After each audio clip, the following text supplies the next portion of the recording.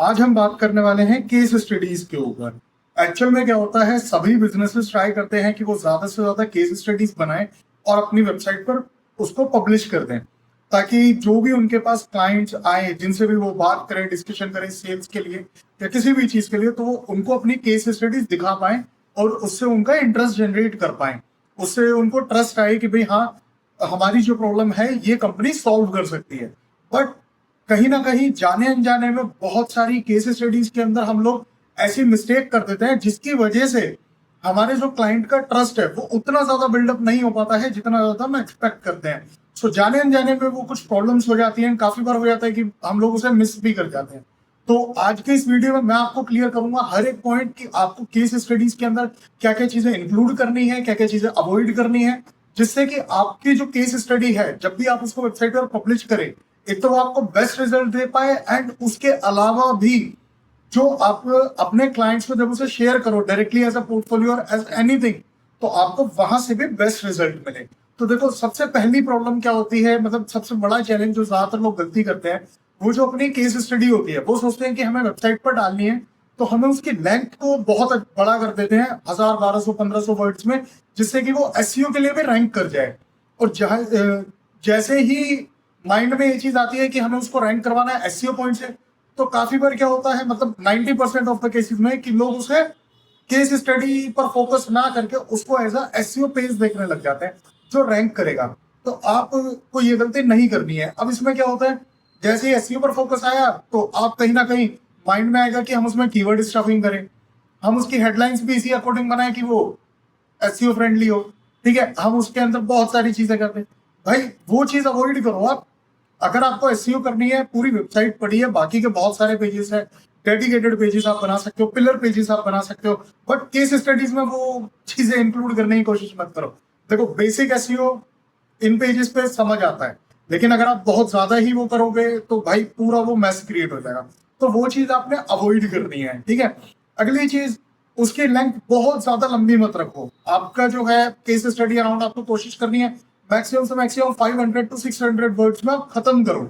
उसके अलावा आपको जो चीजें उसमें करनी है वो विजुअली उस वे में करो। ठीक है, लेकिन ज्यादा लंबी मत करो। उसके अलावा काफी लोग क्या करते हैं, उसके अंदर केस स्टडी के अंदर बहुत सारे टेक्निकल टर्म्स घुसेड़ देते हैं। अब इससे होता क्या है कि कोई क्वेश्चन पढ़ रहा है जो टेक्निकल नहीं है, ठीक है, तो इस वजह से क्या होता है भाई, उसको समझ ही नहीं आता कि आपने किया क्या है, क्या होना था, और ये जो टर्म है इसका मतलब क्या होता है, क्या वो मेरे से रिलेट करती है या नहीं करती है। तो बहुत ज्यादा अगर आप टर्म्स डाल दोगे ये दिखाने के लिए कि हाँ we have a lot of technical knowledge and so on, so उससे क्या होगा भाई, एक नेगेटिव इंपैक्ट क्रिएट हो सकता है। ठीक है, तो वो चीज अवॉइड करना। आप टेक्निकल वर्ड्स डालो, टेक्निकल टर्म्स यूज करो, बट इस वे में कि वो बहुत ही ज्यादा ना हो जाए। ठीक है, थोड़ा सा देख करके। ठीक है, तो सबसे पहले पॉइंट्स क्या थे भाई, आपको जो है बहुत ज्यादा लंबी नहीं बनानी है, आपको कीवर्ड बहुत ज्यादा स्टफ नहीं करने हैं, आपको बहुत ज्यादा टेक्निकल नहीं रखना है। ठीक है, अब ऐसे ही आपको जो है नेक्स्ट चीज पर यह ध्यान देना है कि जो आपकी केस स्टडी है उसके अंदर, जैसे काफी कंपनीज क्या करती है, स्टार्टिंग होते ही वो अपने ही गुणगान गाना शुरू कर देती है। For example, we did this, we have years of experience, we have this.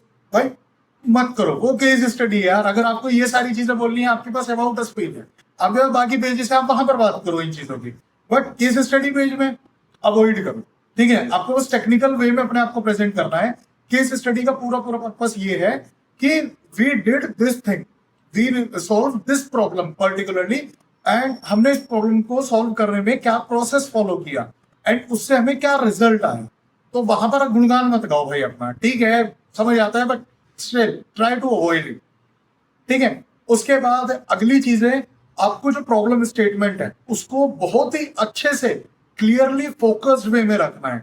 काफी लोग क्या करते हैं, पूरी केस स्टडी बना दी, ठीक है, और लोग आए साइट पे, उन्होंने पढ़ी केस स्टडी पूरी, उनको एंड में आते आते मतलब फिर भी डाउट रह गए या उनको क्लियर ही नहीं हुआ कि भाई एक्चुअल में इस पूरे केस स्टडी के अंदर प्रॉब्लम क्या थी। क्योंकि आपने कीवर्ड स्टफिंग कर दी और आपने एसईओ फ्रेंडली बनाने के लिए उसका टाइटल भी एसईओ फ्रेंडली बना दिया, तो प्रॉब्लम स्टेटमेंट जो होनी थी वो क्लियर नहीं हो पाई। ठीक है, तो ये चीज इसीलिए भी जरूरी है।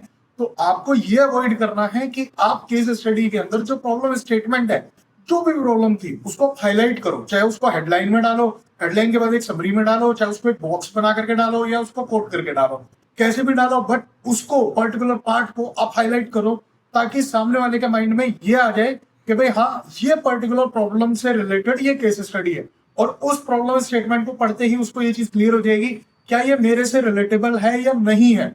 अगर मेरे से रिलेटेबल नहीं है तो वो डेफिनेटली जाएगा और दूसरी केस स्टडीज देखेगा आपकी वेबसाइट पर। ठीक है, तो ये चीज आपको ध्यान रखनी है। अगली चीज, आपको जो है कुछ केस स्टडीज इंडस्ट्री स्पेसिफिक भी बनानी है। जैसे फॉर एग्जांपल आप एक सॉफ्टवेयर डेवलपमेंट कंपनी हो, ठीक है, आप अलग अलग इंडस्ट्रीज के सॉफ्टवेयर बनाते हो, या तो आपका पूरा बिजनेस ही, पूरी वेबसाइट ही एक ही इंडस्ट्री पर फोकस कर रही हो या दो इंडस्ट्रीज पर फोकस कर रही हो। ठीक है, लेकिन अगर आपके पास मल्टीपल है या कुछ ऐसा इंडस्ट्री फोकस चीजें आपने नहीं डाली है, तो आई सजेस्ट कि आप इंडस्ट्री स्पेसिफिक केस स्टडीज को डालो। इससे क्या होगा, यूजर का ट्रस्ट बनेगा। मान लो कोई पर्सन है जो हेल्थ केयर से है, वो अगर आपकी वेबसाइट पर आएगा और उससे हेल्थ केयर रिलेटेड ही एक फिल्टर मिल जाए कि वो हेल्थ केयर पर क्लिक करे और हेल्थ केयर रिलेटेड उसको केस स्टडी आ जाए, तो उसके लिए चीजें इजी हो जाएगी ये समझने के लिए कि हाँ, आपने पर्टिकुलरली इस इंडस्ट्री में भी काम किया हुआ है एंड ये आपके एक्सपीरियंसेस हैं।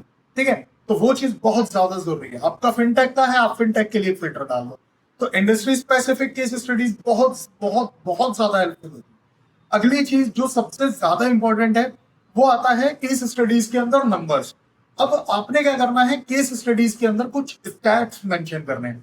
अगर आप केस स्टडीज के अंदर स्टैट्स मेंशन नहीं करते हो तो इससे क्या होता है, आपकी जो केस स्टडी है ना, वो एक केस स्टडी का एक आर्टिकल ज्यादा बन जाता है। ठीक है, तो ऊपर से नीचे तक बस टेक्स्ट टेक्स्ट पढ़ दिया। ठीक है, बट आपको उसे अपीलिंग बनाना है, आपको उसे इंटरेक्टिव बनाना है, आपको उसे आई कैची बनाना है। आपको ध्यान रखना है कि आपको जो यूजर है उसके माइंड में एक्चुअल में चीजें स्ट्राइक हो। ठीक है, तो आपको उसके अंदर कुछ स्टैट्स डालने हैं। अगर पॉसिबल हो तो आप उसके अंदर डेफिनेटली कुछ स्टैट्स ऐड करो कि इतने परसेंट ये चीज मिली या इतने नंबर ऑफ ये चीज हुई, तो एक अलग से बॉक्सेस आप उसमें ऐड कर सकते हो। मतलब डिजाइन वाइज आप देख सकते हो जैसे बेटर लगे।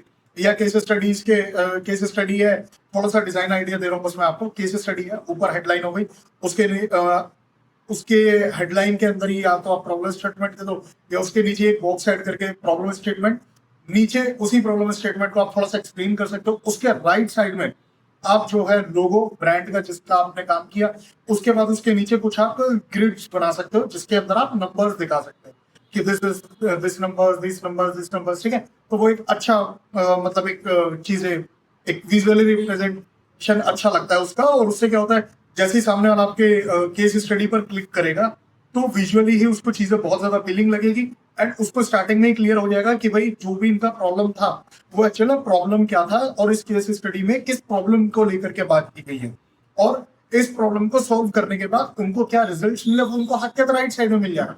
अब उनको अगर चीजें इंटरेस्टिंग यहीं से लगेंगी तो डेफिनेटली वो स्क्रॉल करके और नीचे का वो पूरा मैटर आपका पढ़ सकते हैं। ठीक है, तो ये चीज आपने जरूर करनी है। अगली चीज जो प्रॉब्लम काफी लोग करते हैं वो ये कि जो केस स्टडी बनाई है वो विजुअली बहुत ज्यादा अपीलिंग नहीं है। ठीक है, उसका जो विजुअल प्रेजेंटेशन है वो बहुत ज्यादा ही खराब है या बहुत ही ज्यादा बेसिक, ऐसा लग रहा है कि मतलब एक नॉर्मल पेज बनाया और उसको छोड़ दिया। तो आपको ये चीजें नहीं करनी है। आपने क्या करना है, उसके अंदर जैसे मैंने आपको एक छोटा सा डिजाइन आइडिया दिया, कुछ इस टाइप से हो गया, साथ में आपको कुछ उसके अंदर इमेजेस भी ऐड करनी है। अब जब आप कुछ रियल इमेजेस ऐड करते हो, ठीक है, स्क्रीनशॉट्स हो गए या कुछ इस टाइप का, तो उससे यूजर का ट्रस्ट और ज्यादा बढ़ जाता है। उसको ये भी कंफर्म हो जाता है कि हाँ, इन्होंने जो है एक्चुअल में ये काम को किया हुआ है। ठीक है, तो वो चीज आपने जरूर करनी है। कभी भी ऐसा मत करना कि केस स्टडीज बनाई, सब कुछ अच्छा कर दिया लेकिन कुछ स्क्रीनशॉट्स नहीं डाले। ठीक है, काफी बार होता है कि आपके पास पॉसिबल नहीं है कि वो चीज अवेलेबल ना हो। ठीक है, बट स्टिल ट्राई कि कुछ ना कुछ हो सके डाल पाओ तो बेस्ट है। ठीक है, उससे यूजर का ट्रस्ट बढ़ता है। ठीक है, तो ये चीज हो गई। अब इसके साथ साथ काफी बार क्या होता है, केस स्टडीज में ऊपर बहुत अच्छी केस स्टडी हो गई, सब कुछ हो गई, यूजर पढ़ते हुए एंड में आ गया, लेकिन अब ये क्लियर नहीं हो रहा कि भाई अब इसके आगे करना क्या है। नीचे आपने दे दी और ज्यादा रिलेटेड केस स्टडीज या फिर अपने ब्लॉग्स, बट ये क्लियर नहीं हुआ करना क्या है। ठीक है, next steps, what are the next steps. ठीक है, तो वो आपको मेंशन करने पड़ेंगे। वो कैसे करोगे, सीटीए। केस स्टडीज में आपके पास एंड में एक सीटीए जरूर होना चाहिए जिससे यूजर को बार बार आपका कॉन्टेक्ट पेज ना ढूंढना पड़े या कोई और पेज ना ढूंढना पड़े, वो डायरेक्टली वहीं से ही आपके कंटेंट को लेकर के इंटरेस्टेड हो पाए। ठीक है, तो आपको इस चीज पर बहुत ही ज्यादा ध्यान देना है। ठीक है, अगली चीज सबसे इंपॉर्टेंट पार्ट, जो भी आप केस स्टडी बना रहे हो, अगर उसी केस स्टडी से रिलेटेड आपके पास कोई वीडियो टेस्टिमोनियल है तो वो आप जरूर ऐड करो उसी केस स्टडी के पेज पर। वो इसलिए जरूरी है, यूजर को, जो भी आपकी वेबसाइट का विजिटर है, उसको ये चीज 100% कंफर्म हो जाएगी कि हाँ, आपने एक्चुअल में ये काम जो है वो किया है, कुछ भी ऐसे ही मनगढ़ंत कहानी नहीं। ठीक है, तो वो चीज आपको बहुत ज्यादा जरूरी है, बहुत ज्यादा हेल्पफुल है। ठीक है, अगर आपके पास कोई बात नहीं, वीडियो टेस्टिमोनियल नहीं है, आपके पास टेक्स्ट में कोई रिव्यू है उसी क्लाइंट का, अब वो भी लगा सकते हो। ठीक है, उससे भी ट्रस्ट डेफिनेटली बढ़ता है अगर केस स्टडी हो। ठीक है, और नीचे पर्सन का नेम मेंशन है with designation and company name.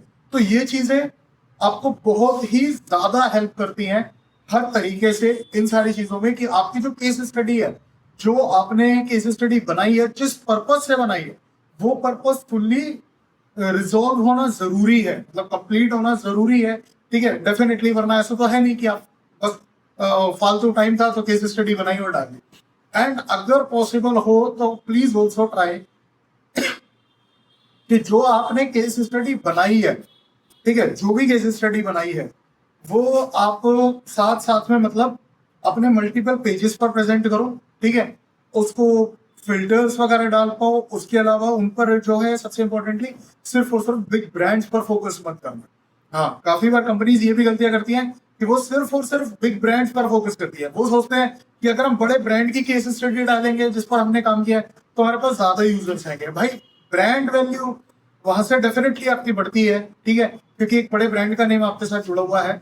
But अगर आप छोटे का भी डालेंगे ना, तो अगर कोई छोटा क्लाइंट है, ठीक है, जो आपसे मतलब सर्विस लेना चाहता है, तो उसके लिए वो चीज बहुत ज्यादा हेल्पफुल हो जाती है।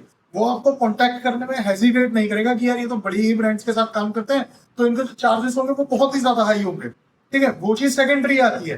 तो इसीलिए आपको ये गलती नहीं करनी है कि आप जो है उसको मतलब सिर्फ और सिर्फ बिग ब्रांड्स का ही नाम डालो, छोटा कोई ब्रांड ही उसके अंदर अवेलेबल नहीं है। ठीक है, मतलब हो सकता है कि आप अपने आप को प्रीमियम सेगमेंट में रखना चाह रहे हो, तो वहां तो आपके लिए ठीक है। बट स्टार्टअप्स के लिए आई वुड सजेस्ट कि स्टार्टिंग में उनको नॉर्मल ब्रांड्स के लिए भी जो है चीजें डालनी चाहिए।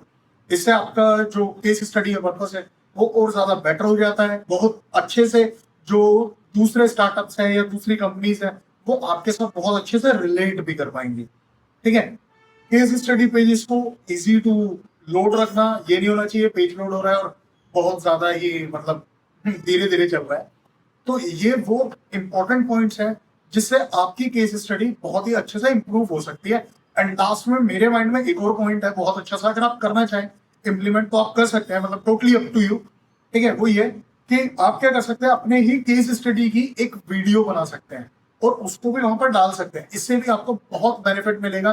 काफी लोगों का क्या होता है कि भाई पढ़ने का टाइम नहीं है, जैसे ठीक है, आपने किसी क्लाइंट को अपना केस स्टडी भेजा, उनके पास पढ़ने का टाइम नहीं था, तो आप उनको कह सकते हो sir this is the video, this hardly 5 minute, this is a case study video.